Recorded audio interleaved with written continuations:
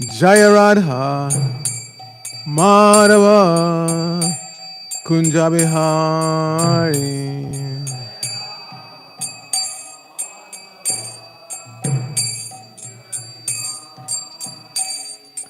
Gopi Janavallabha Girivaradhari.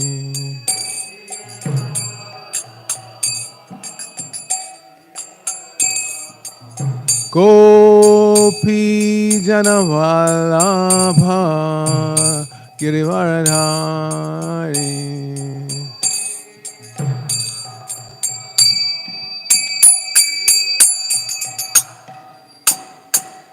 Yashodanandana Brajajanaranjana.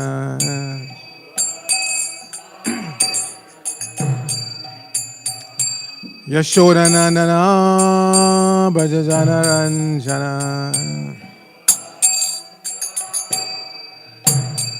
Jamuna Tira Vanachari.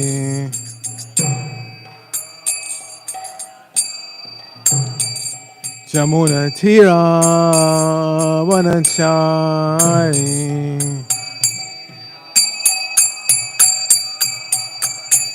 Jaya Radha Madhava Kunja Bihari.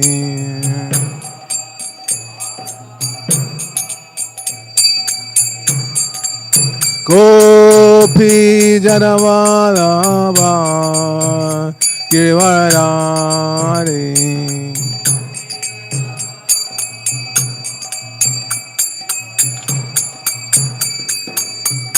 Yashodanandana Brajajanaranjana.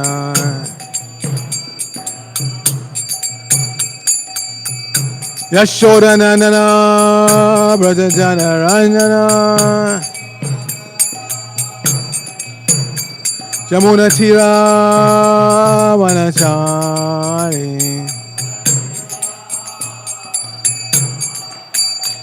Jamuna Tira Vanachari.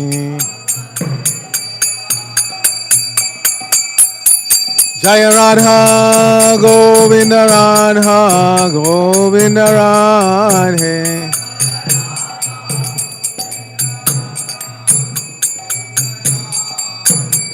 Jaya Radha Govinda Radha Govinda Radhe.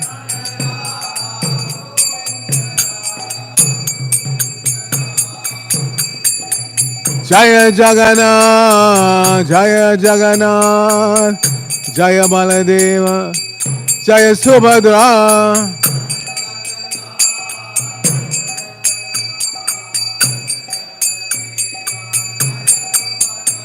Jaya Gauranitai, Gauranitai, Gauranitai, Jaya Gauranitai.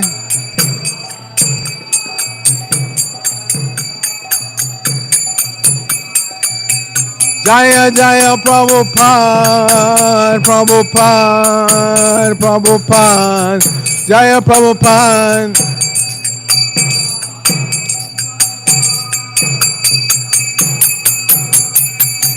Jaya Jaya Prabhupada, Prabhupada, Prabhupada, Srila Prabhupada.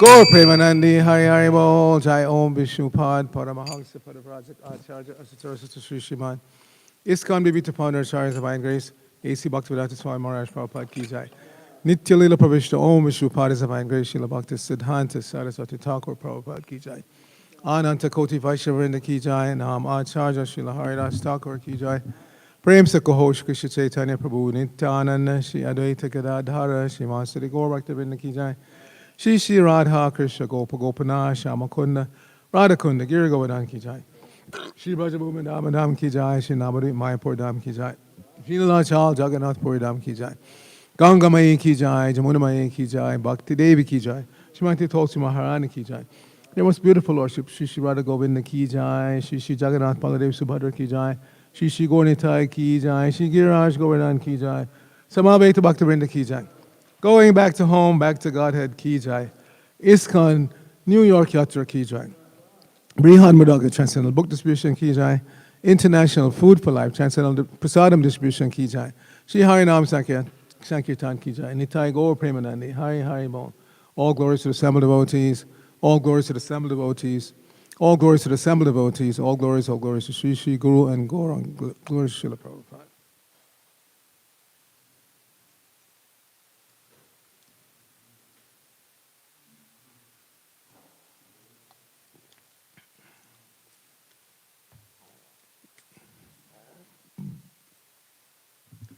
Narayanam Namaskritya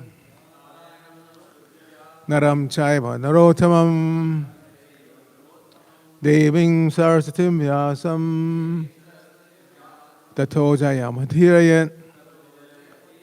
Before reciting the Śrimad Bhāgavatam, which is our very means of conquest, let us offer respectful obeisances unto the personality of God and Lord Narayan, unto Narayan Rishi, the supremmost human being, unto Mother Saraswati, the goddess of learning, unto Srila Vyasadeva, the author, and unto Srila Prabhupada, who is the translator, commentator, and our spiritual master.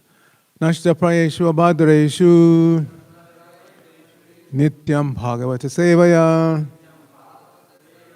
bhagavatyuttama shloke bhaktir bhavati naistiki. By regularly attending the Śrimad Bhāgavatam class and by rendering service unto the pure devotee, all that is troublesome to the heart is almost completely destroyed, and loving devotional service unto the personality of God, whose worship with transcendental songs becomes established as an irrevocable fact. Om Namo Bhagavate Vasudevaya. Om Namo Bhagavate Vasudevaya.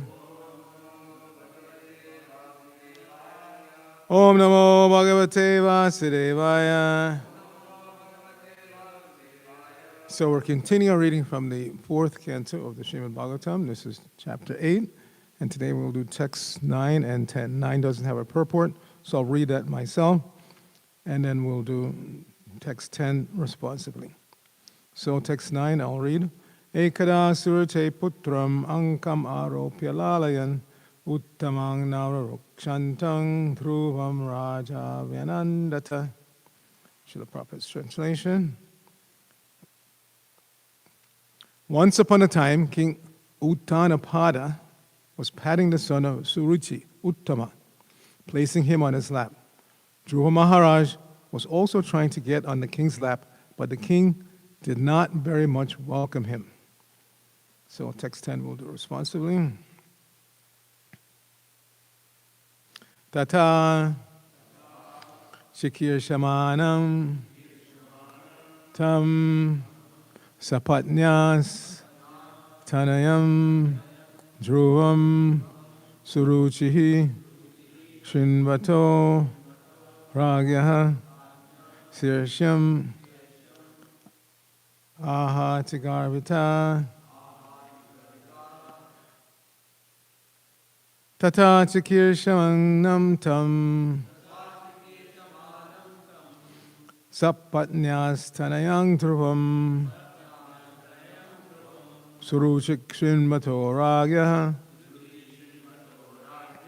Shirshyam Ahati Garbita Tatachakir Shamanang Cham Sapatnyas Tanayang Dhruvam Suruchik Shinmato Ragya Shirshyam Ahati Garbita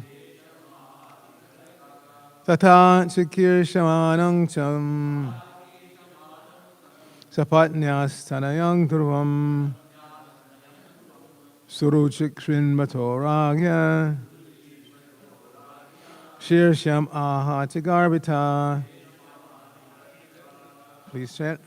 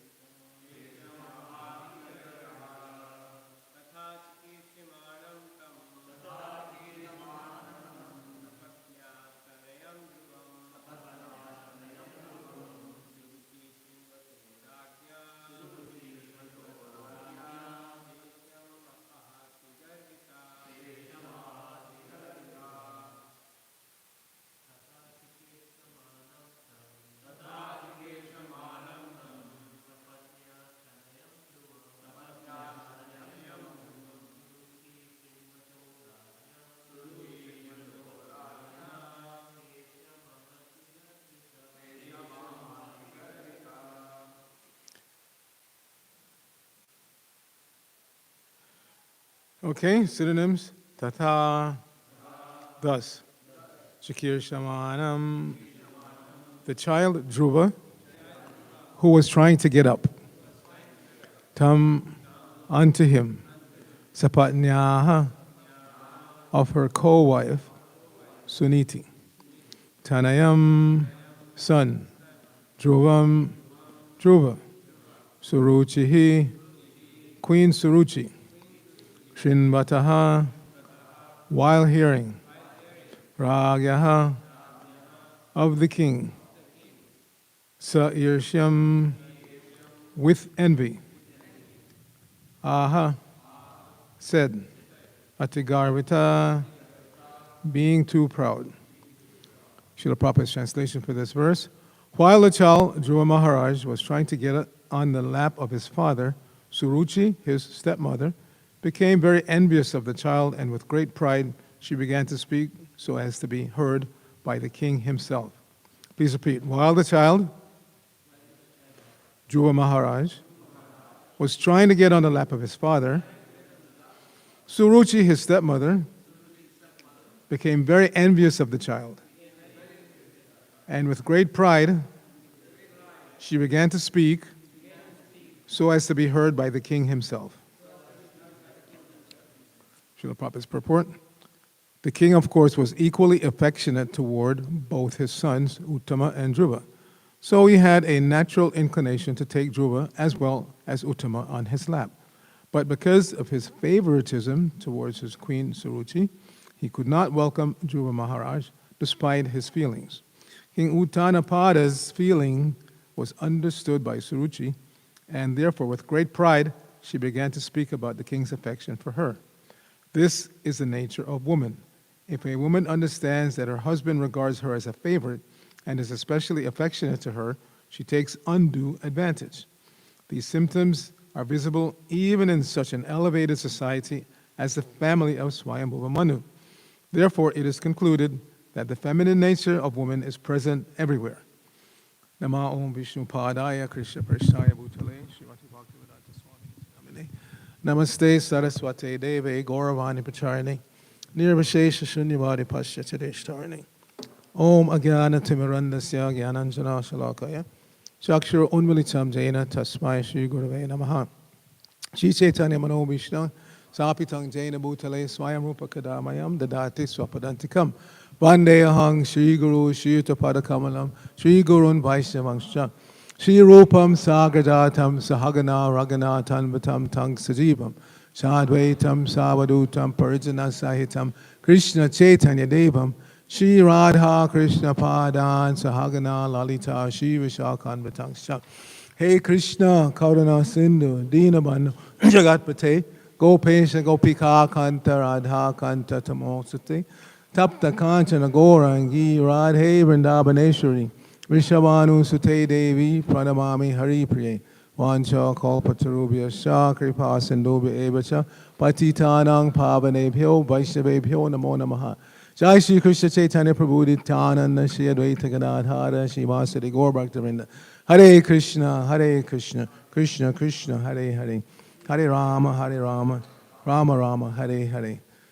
So today's class is going to be very short because I know everybody's eager to go and sample the prasadam in Kadamba Cafe.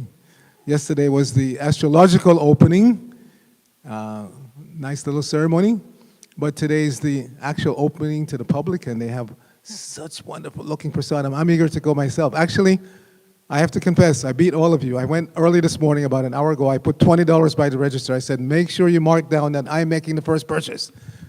And if you have to enter a particular item, enter whatever you want. Just make sure you take my $20. I'll be back. So, yes, we wish them all success. Obviously, devotees are already successful just by taking to the path of Krishna consciousness. We encourage questions, discussion at the end of class. But that's not our creation. Prabhupada did that. So there's a famous incident in Henry Street where Brigapati Prabhu, how many of you know Brigapati Das, our God brother? He joined around the same time I did. He's a year older, and he's been distributing books practically from the moment he joined up until now. So I'll be 73 in October. I think he's already 74, going to be turning 74 soon. That means 50 plus years he's been out on the street distributing Prabhupada's books. So, in this famous incident, Prabhupada gave class, Henry Street, and at the end, Prabhupada said, "So, are there any questions?"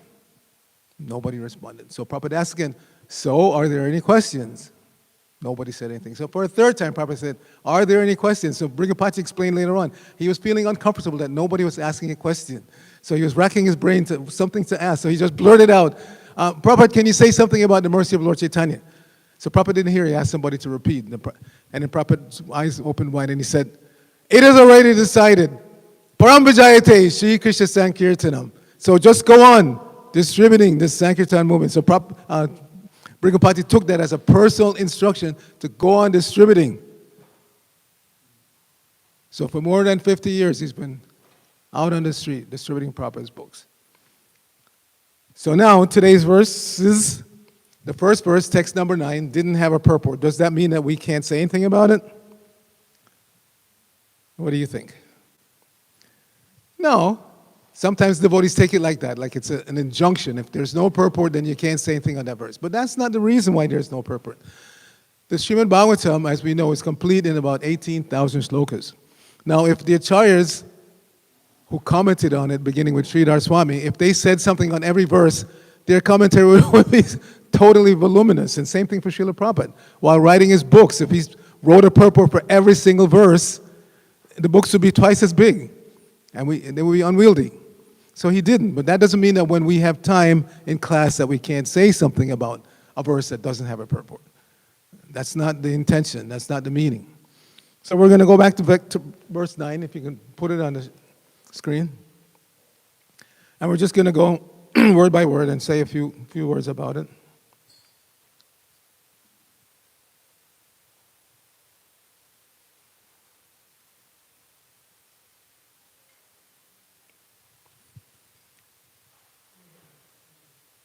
Okay, so the first word, ekada, Prabhupada translates as once upon a time. Now those of us, especially those of us who are raised in Western countries, we're used to this once upon a time. It's the prelude for a story, something made up, generally children's stories, like Little Red Riding Hood. Starts out once upon a time. So when we hear this ekada in the Bhagavatam, it's not indicating that this is just some story. The Bhagavatam, as we know, Śrimad Bhāgavatam and all 18 Puranas, they are in part, if not in whole, itihasa. They're histories, but as Prabhupada said, they're not chronological histories. It's not that, day 1 from Brahma's appearance, then day 2, then day 3. No. The Bhagavatam is presenting important incidents in you could say, the life of this particular universe that we're living in. And even incidents from outside of the universe. Like in Dwarka, when Krishna called for Brahmas from all the other universes to come so that our Brahma with 4 heads would be humbled. So it's not a chronological thing. So when we hear ekada, again, it's not a story, once upon a time. No, it's not some myth or some children's story. It just means that sometime in the past, this particular incident happened. We know this is going on in the family of Swayambhuva Manu, who is the first Manu, son of Brahma. And so we, again, know that this is factual. It's not something made up. And then Suruche of Queen Suruchi, Putram, the son. Now we know this word Putra is a combination of 2 words. Put means hell, a particular hell, and Tra means triate, to deliver, just like mantra. Man means manaha, the mind, and tra comes from triate, the verb to deliver. So a putra, it's always translated as son, but it could mean offspring. A daughter can also do the same function.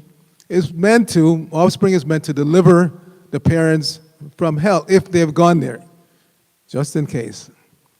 If the forefathers have slipped into hellish condition of life, the current generation are supposed to perform some kind of ritual to elevate them from that state. So for that reason, one should bear children, not just as a byproduct of sense enjoyment. Prabhupada would say to us, not just speaking to the public, say to us repeatedly, don't have children like cats and dogs. The cats and dogs are not only having children on a regular basis, but they love their children. They love their children. You go and try to take a lioness's cub from her. So she's programmed to love her child.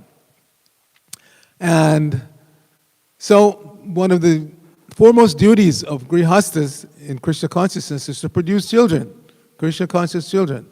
We should actually flood the world with Krishna conscious children. Don't be like me. I was married, I don't have any children. Wife is gone quite a while ago. No possibility now at this age and with no wife. But those of you who are young men, you're about to get married or already married, that's one of your prime duties. Otherwise, the world is full of Varna Shankara. Varna Shankara, proper translation is unwanted population. But why are they unwanted? Because their Varna cannot be determined.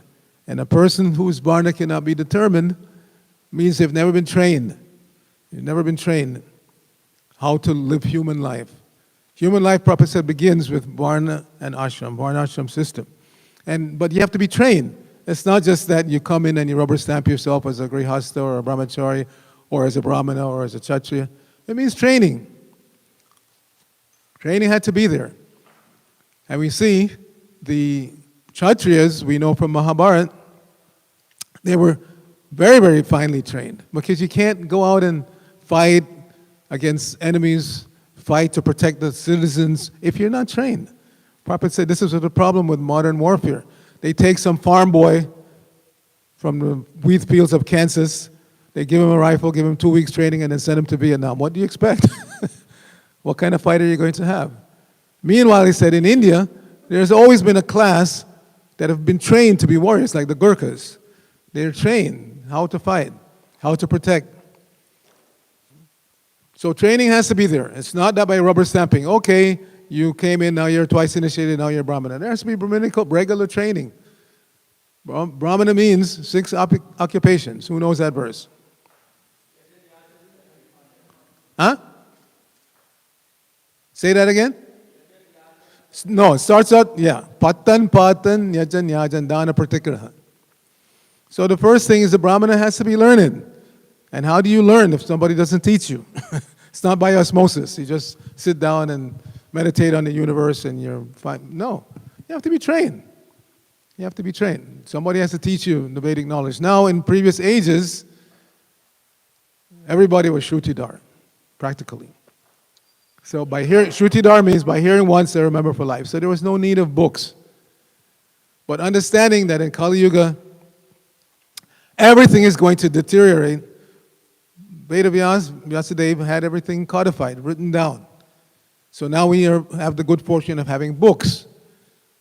Because in Kali Yuga, we hear something, not just spiritual knowledge, even regular academic knowledge. You go to school, you hear from the teacher, you read the book, and you think you know it. And then the night before the exam, you go blank. Oh my God. So you have to cram again so that you can pass the next morning. So Vedic knowledge is not taught on that basis, just cramming. Nowadays, intelligence means good memory. But intelligence is not just good memory. Patan. You have to learn from someone, and then you have to teach. And that solidifies your learning. We all know that. Again, even in regular academic circles. If you learn something and you teach others, you become a mentor, then it solidifies your learning. So Patan, Yajan. The Brahmana has to be trained how to perform sacrifice, but not just sacrifice, you buy a new BMW, so you go to the temple and they sprinkle some turmeric and... No, not just that kind of sacrifice. You have to know what is the Yuga Dharma. What is the sacrifice for the age? So you have to know how to perform that and teach others how to perform it. Patan, Yajan, Dana, Pratigraha. Then the Brahmana is allowed to collect charity, but then has to also give in charity. So Prabhupada said a Brahmana remains poor because even if you collect 10 lakhs in the morning, by the end of the day, he has distributed those 10 lakhs and he's again poor. So we should take that to heart. Krishna Conscious Movement, International Society for Krishna Consciousness, is not meant just to collect from the public, but it has to be spent in a way that's beneficial to the public. Prabhupada said if you collect 1 penny and you don't give a penny's worth of benefit in return, then you become a debtor. And if you're a debtor at the end of your life, you have to come back to pay off the debt. You see? So we have to be very careful. We can collect, but we have to spend for the benefit of the public, which means book distribution, prasadam distribution, Harinam, big festivals. That's how money is properly spent in Krishna consciousness. And this has been said not just by Srila Prabhupada, his Guru Maharaj also said that. He was unique in that he would hold huge festivals with apparently just ordinary stuff going on. But the ordinary stuff was to attract the crowd so they would come to the inner part of the festival to hear about Krishna or whatever avatar was being celebrated at the time. So everything has been set up for us. So again, the householders have to take it to heart, must produce Krishna conscious children. But your children won't be Krishna conscious if you're not Krishna conscious. Children are very sharp in that way. There's a style of parenting called do as I say, not as I do. So for instance, when I was a boy, my father used to smoke. Later on he quit. But when I was a boy, he just turned like up to the age of like 12, 13, my father was still smoking. But he would say, don't smoke. But sure enough, I didn't listen. So he would keep some cigarettes around the house. I remember clearly when I was about 12, 13, a bunch of my friends came over, and I went into my father's collection and took out some cigarettes, and we lit up. And of course, you know what happens. I hope you haven't tried, but if you have, you know what happens. The very first puff is, you're coughing. And so these bad habits are an acquired habit. Nobody likes that first drink or that first smoke. Your body is repelling it, or it's repulsive. But by habituation, you learn to smoke, to drink. So similarly, if you habituate yourself and your children to hear about Krishna, to chant Hare Krishna, to take Krishna Prasadam, then it becomes habit. And habit is second nature. So this is the challenge for the parents. Don't expect your children to want to go to the temple if you don't go to the temple. Don't expect your children to want to hear Bhāgavatam, Bhagavad Gita every day if you don't want to hear Bhāgavatam, Bhagavad Gita every day. Don't expect your children to eat only Krishna Prasadam if you yourself don't do that. If you reserve the right to just go to some restaurant and sit down and order whatever and eat it. If you do that, then the kids are going to grow up like that. Are going to be at best confused.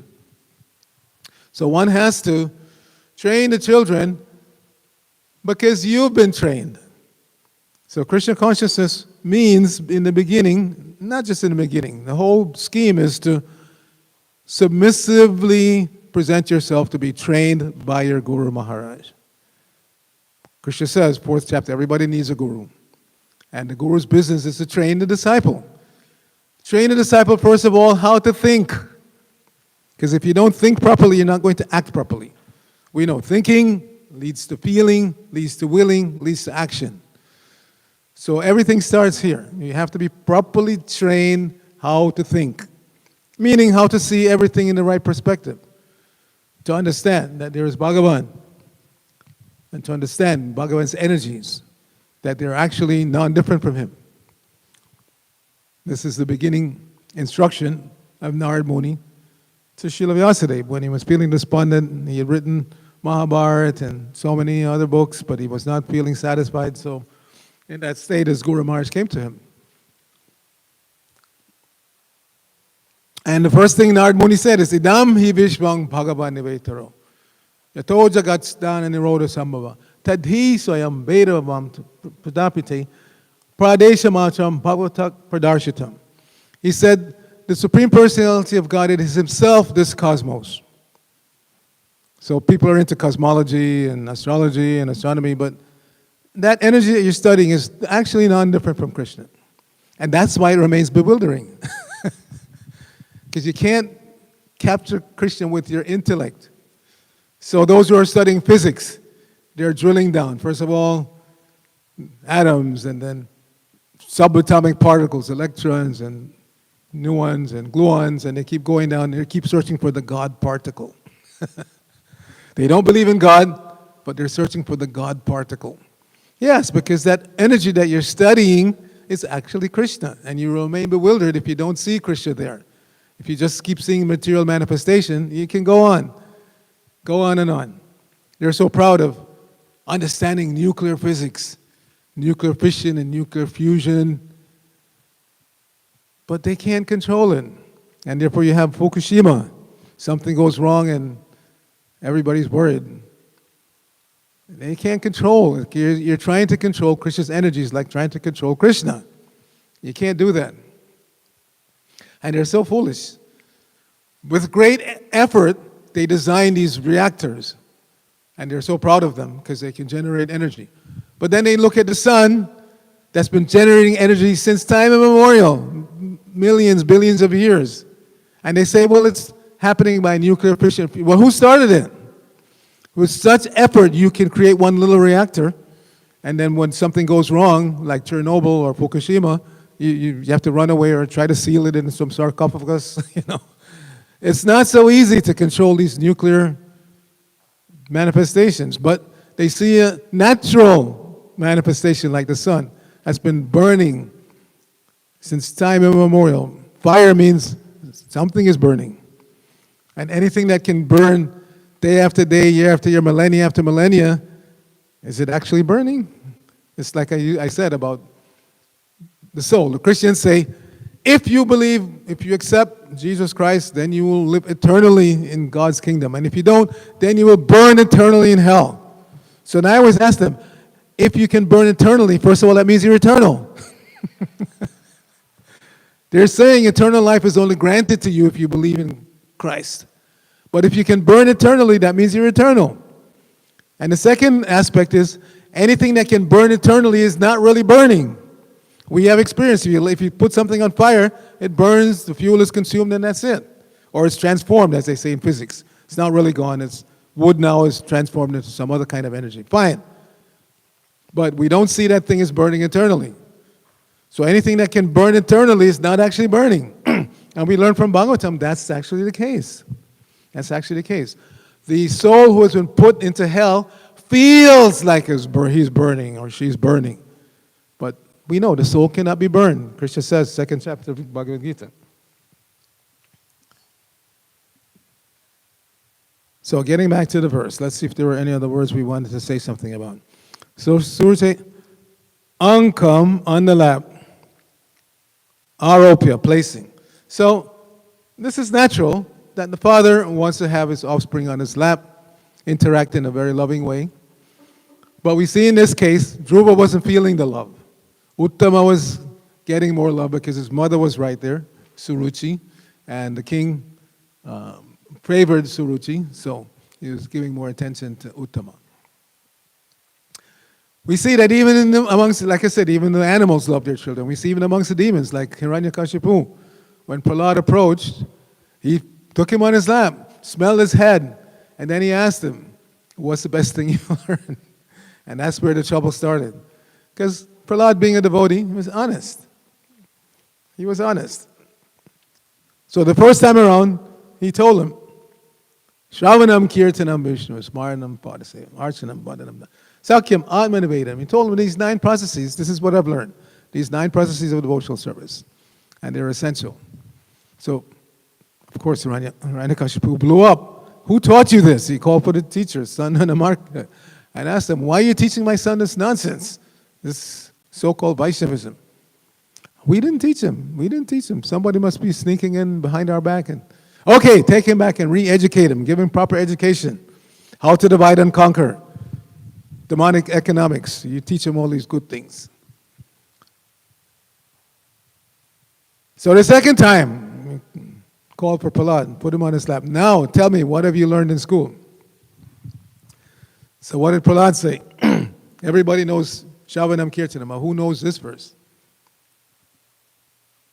Tatsadumanye asurya bharidehinam sadasamudvigna diyam asatgriha hityadmapatam griyamanda kupam panamrajet tad harim ashrayeta.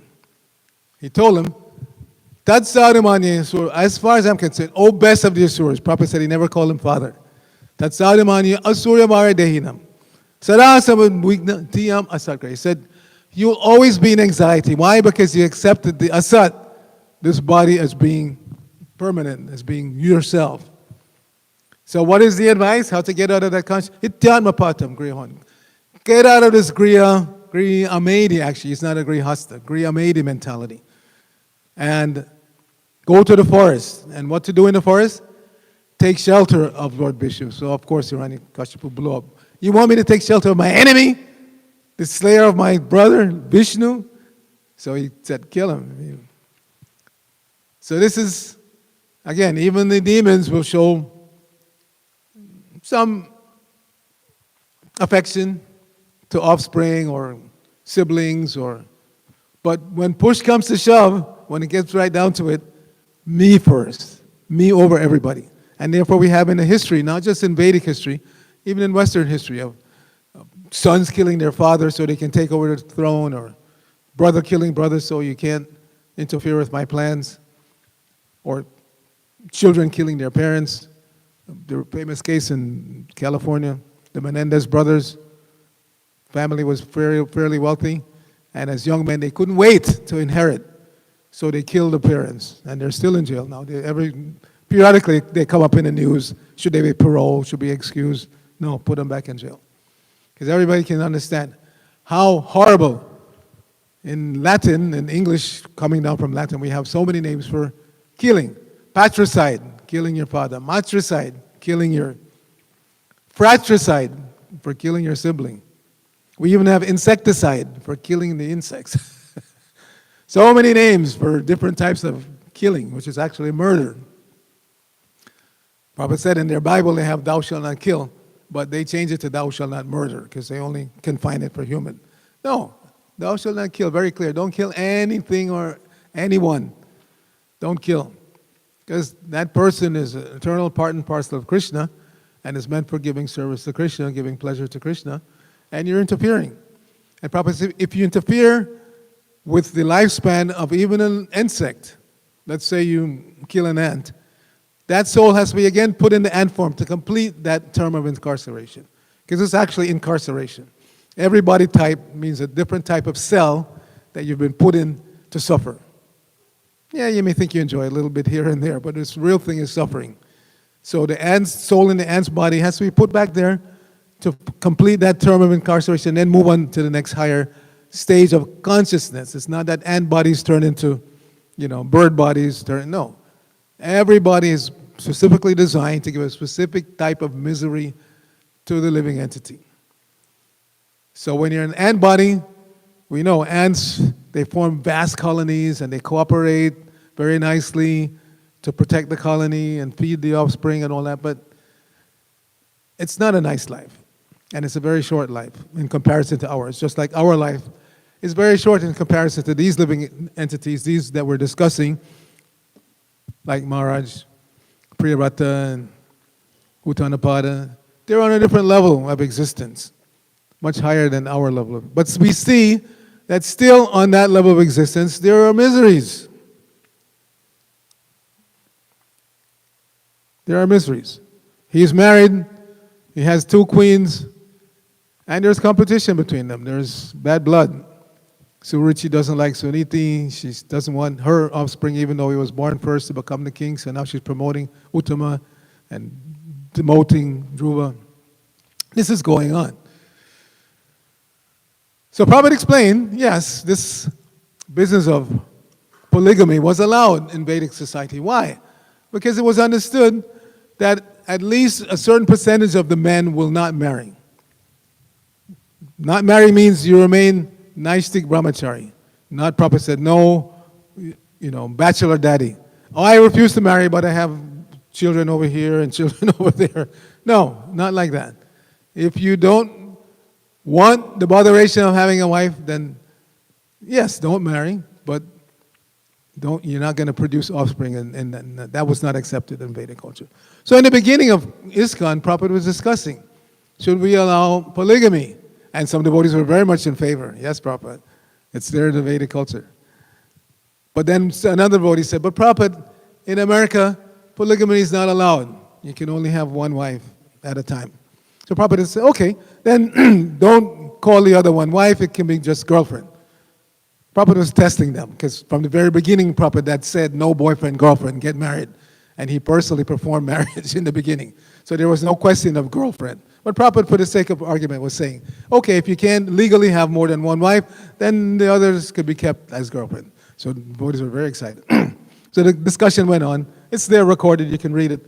And then Prabhupada finally said, no, one wife. You can't even maintain one wife. There's no question of more than one. So that was the end of that. No polygamy in ISKCON. But we understand that in the Vedic culture it worked.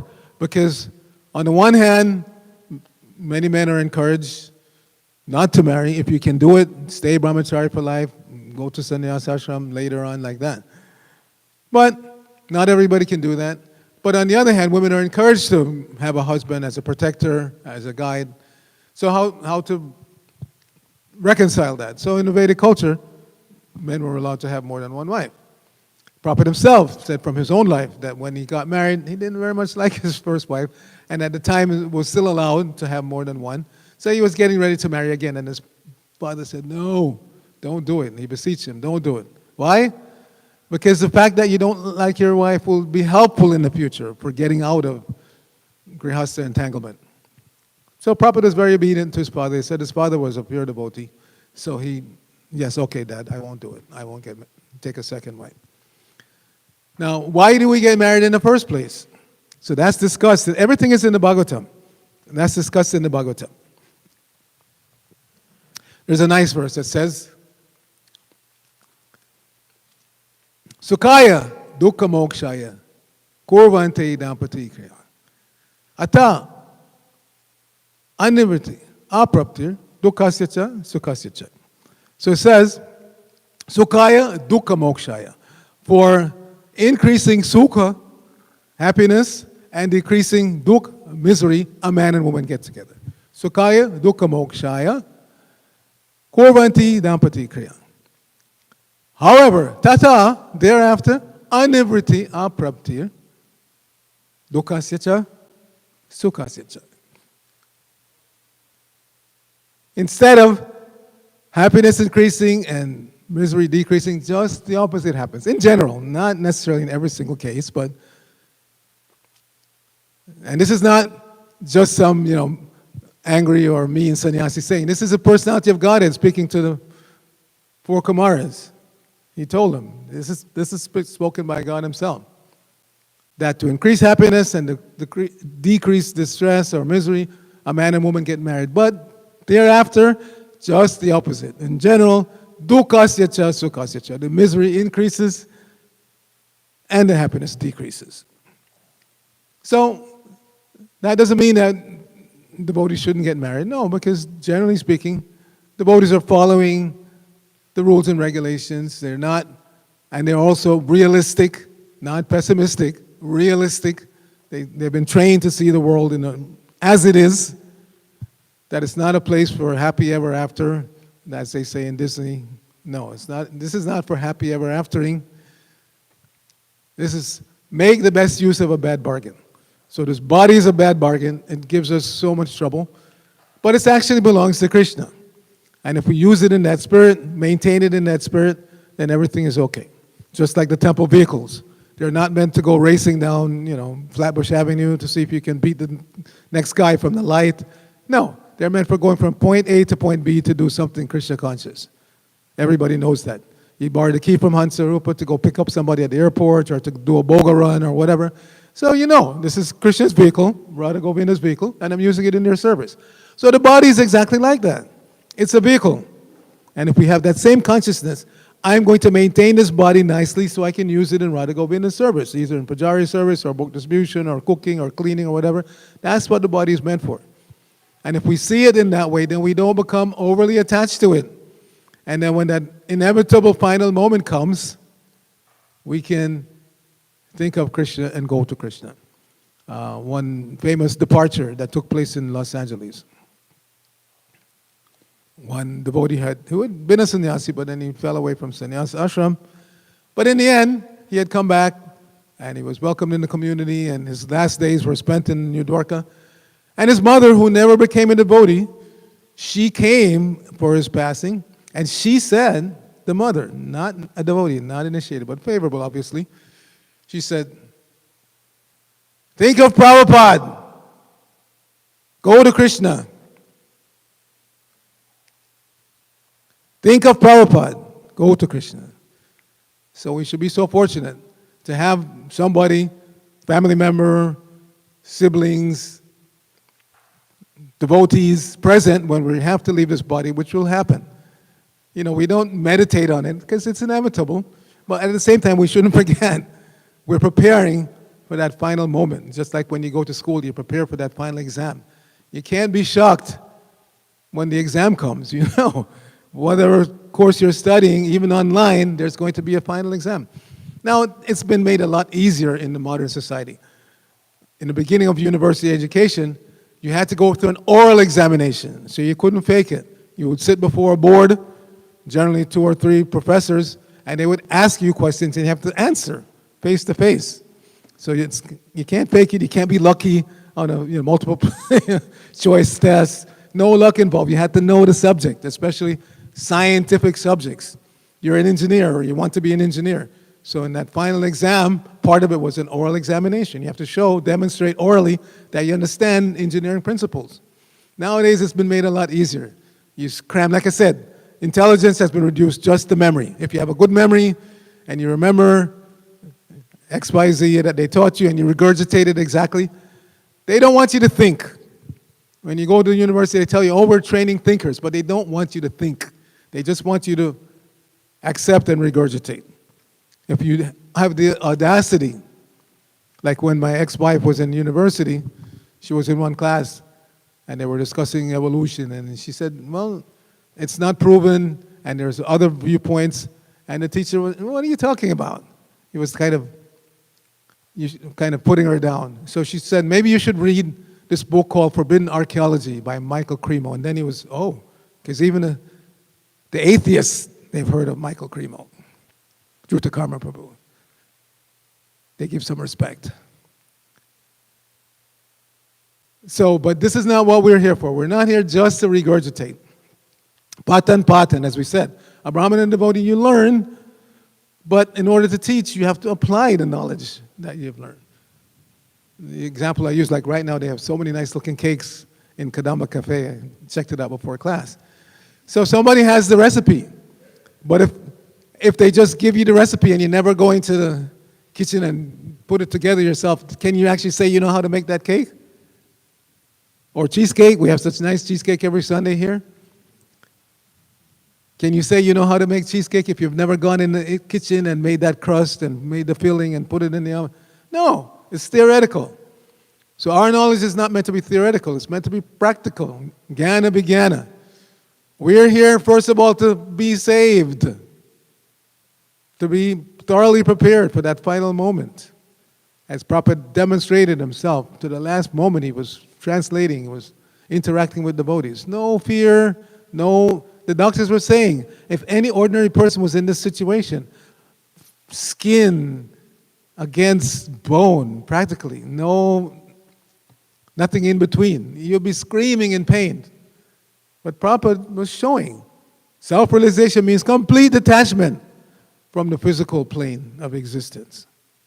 So that somebody asked on Sunday when I gave class, why did Krishna give so much pain to his pure devotee if Prabhupada is a pure devotee? I said, no, you don't understand. Pure devotee is never in pain.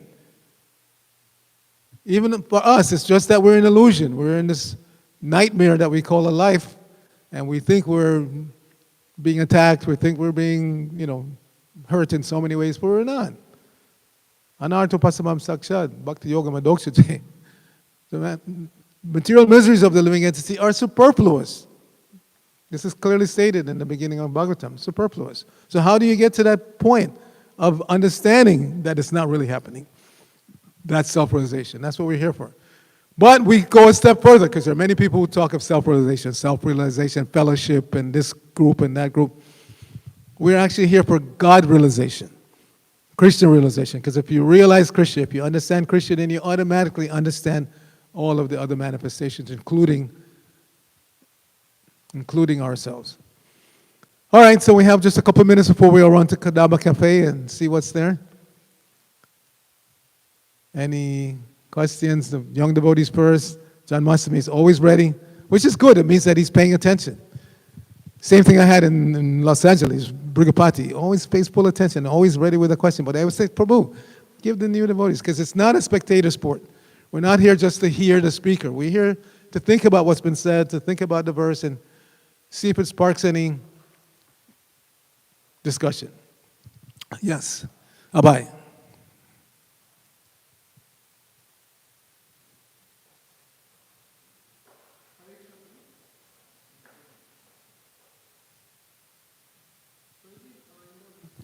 There were two verses today, so 4.8.9 and 10. In 9, the translation goes that King Uttanapad, he was not eager to welcome Dhruva.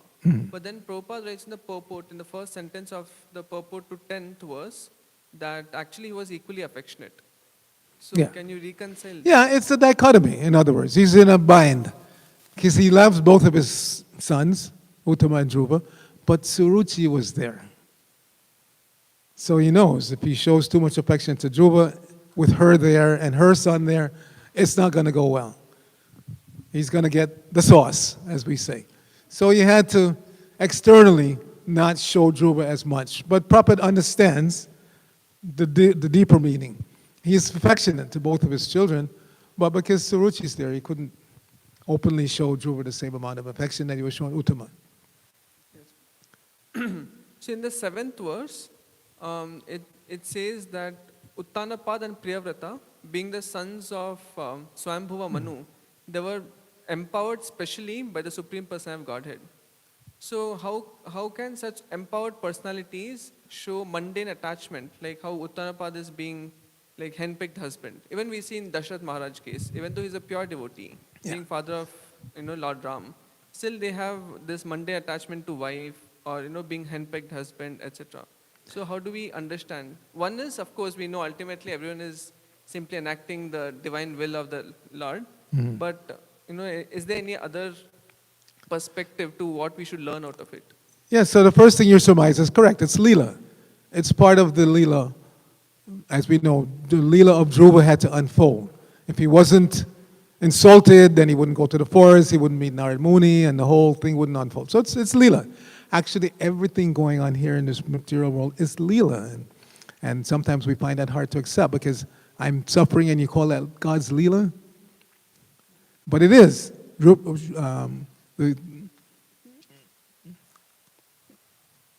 It's stated in the 2nd canto.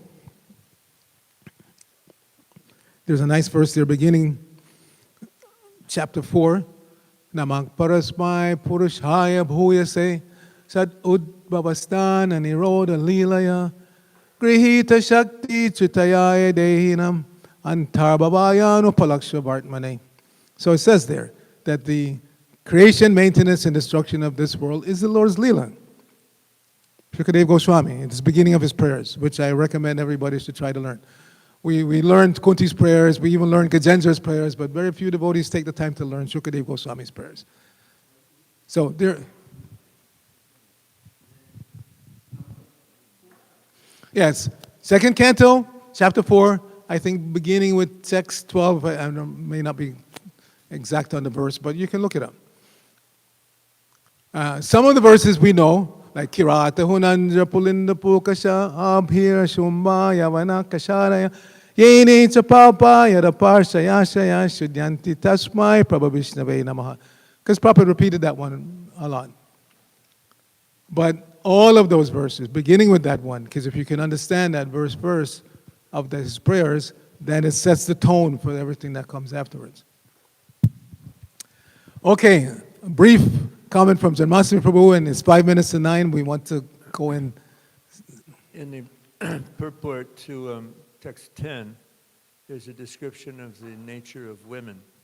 And I can't recall exactly the reference, but Prabhupada said this, that for someone who's practicing Krishna consciousness, a Vaishnavi, that doesn't apply to her.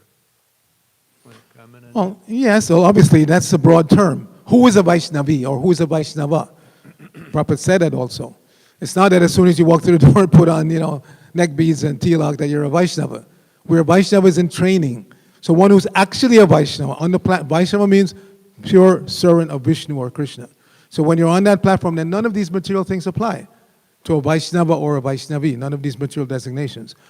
But it's better we see everybody as being on that platform, even if it's premature, because I always say there are two mistakes you can make in dealing with devotees. You can treat somebody who is not a pure devotee as if they are a pure devotee, or you can treat a pure devotee as if he or she is not a pure devotee. Which is the better mistake to make? Which is the better mistake to make? It's better to treat somebody who is not a pure devotee as if they are a pure devotee than the opposite. If you assume that, Jayant is not even initiated, he's not a pure devotee, you may be wrong. You may be wrong. And if you, based on that false premise, if you go ahead and insult him, guess what? Radha Krishna and Radha Govinda are going to be all over your case. Because they don't want even an ant to be insulted unnecessarily, what to speak of somebody who is already on the path. So when Prabhupada makes these statements that Vaishnavis, we should take it as anyone who's here. But ultimately it means somebody who's on the topmost platform. Because there are different grades of devotees. There are the Kanishta, Madhyama, and the Uttama. So somebody who's on the Uttama platform, obviously, like Prabhupada, was not affected by anything on this material platform. And already, actually demonstrated in so many ways. Now, we can't say that everybody who's in Krishna consciousness is on Prabhupada's platform. Obviously not.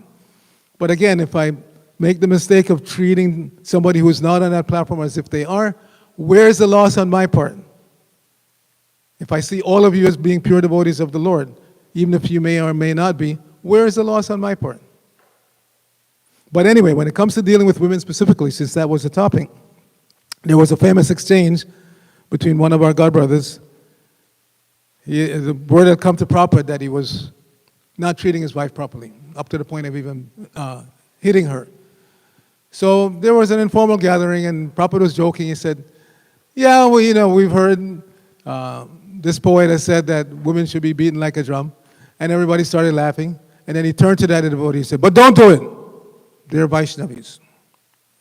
Does that mean that all of his, female disciples were on the highest platform? No, but you have to treat them as such. Treat them as such. Don't assume that, she's just a neophyte devotee and I'm her husband, I can treat her any way I want. No, absolutely not. We have to see all the devotees, male or female, as being pure. That's Vedic culture. Again, I was talking on Sunday, Atiti Narayan. If somebody comes to your door, even without invitation, even, you can see right away this is maybe not on the highest platform person. It doesn't matter. 3 things that must be done. You invite them in, offer them a seat. You offer them some kind of refreshment, even if all you have is some water. And you offer some sweet words before you ask them why they came.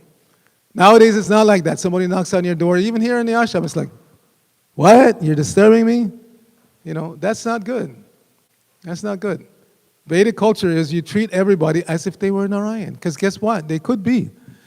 Somebody could knock on my door, I open the door, I think it's Jayant, but it could actually be, Govinda testing me to see how I'm going to interact. So again, we have no loss if we treat somebody on a higher platform than they actually are. But just the opposite, if you treat somebody who is on a higher platform as if they aren't, then that's a Vaishnava Aparad, and Vaishnava Aparad will destroy all of our advancement. Not destroy, whatever advancement you made will be preserved, but you will, first of all, start losing taste for associating with devotees. And association with devotees is essential. It's essential. If you don't treat devotees nicely, you will lose taste of associating with them, and you will leave voluntarily. You won't have to be thrown out. You will voluntarily walk out the door, and you'll think that the nice people on the street who everybody you see, they say, hi, how are you? Therefore, it's stated that it's better to make an intelligent person an enemy than to make a fool your friend. Because if somebody's actually intelligent, they won't do anything to harm you. That's actual intelligence, not wanting to harm anybody. But a foolish person, in the name of being nice, hey, why don't you come and have this beer? You guys are just so uptight. Once in a while, you should forget your principles and relax and have fun. They're trying to be nice genuinely because that's what they think of as nice. Intoxication, illicit sex, meat eating, gambling. So what else do they have to offer? So if you associate with them in effort to be nice to you, they will induce you to break the principles. So better to stay with the devotees who you think are not so nice because you're safer. It's a safety net. Okay, Grantaraj Śrimad Bhāgavatam ki jai, Srila Prabhupada ki jai, Gaur Bhakta Vrinda ki jai.